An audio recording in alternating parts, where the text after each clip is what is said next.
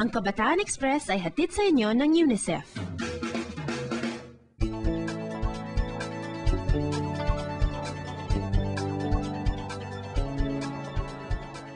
Sinong hindi pa nakakarinig ng salitang unli? Isa to sa mga nauuso ngayon at maraming mga kabataan ang naaadik dito. Kaya naman pati KNN reporters nakiuso na rin. Sa ulat ng Cebu Bureau, ang tanong nila ay, unli ka ba?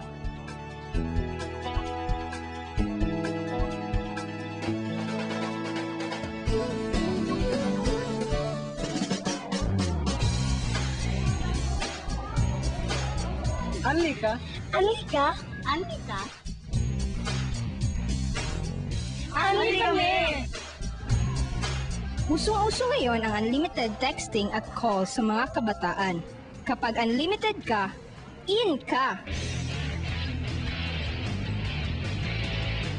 Dahil ang unlimited text at call service ay mas mura, maraming mga kabataan ang gumagamit nito. Tingnan nga natin dito sa Cebu.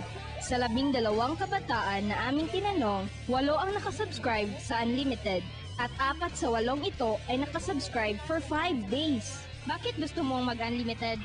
Para mag-save ako sa aking pera at magkaroon ako ng maraming ka-textmate. Anong mayari sa'yo pag di ka unlimited? Mamimiss ko ang aking mga kaibigan. Anong epekto ng unlimited sa'yo? Hindi na ako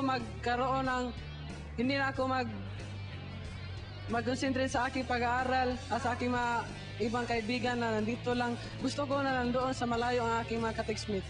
Gusto kong mag-text sa mga classmate ko, sa mga friend ko, at gusto kong magkakaroon ng maraming textmate, then maka-text ako sa mga cousin ko sa malayong lugar at sa lola ko. Masaya nga naman ang laging makachika ang mga kaibigan. Pero, lagi sana nating ilagay sa tamang lugar. May panahon sa pagtitext at may panahon para sa iba pang gusto at kailangan nating gawin.